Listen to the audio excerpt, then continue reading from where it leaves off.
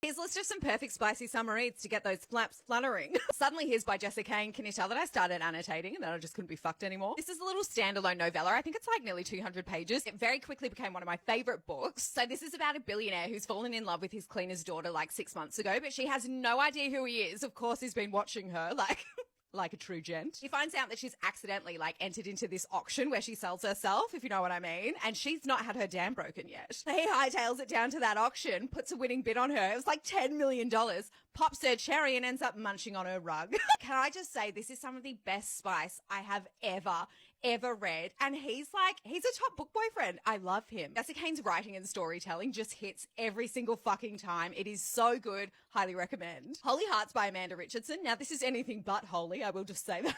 They say three's a crowd. You know what? I beg to fucking differ. So this is about two best friends who kiss during college. I know. Amazing. One of them has their bi awakening.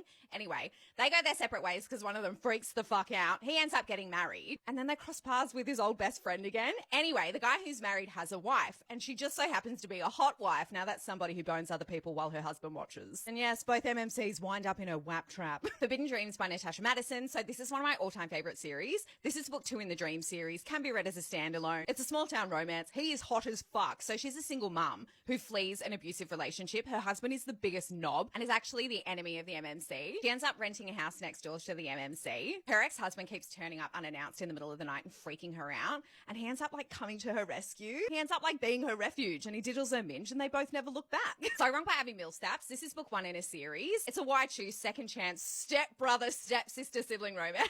Goes between past and present tense. So in the present tense, one of the guys is injured and he ends up having to move in with her and her stepbrother. And she's just having all of these forbidden thoughts about her stepbrother. Anyway, there is a scene where they all pork each other. Yes, they all end up having a bit of a bone in the old snatch patch. It is a slow burn, but once you get to the spice, it's great.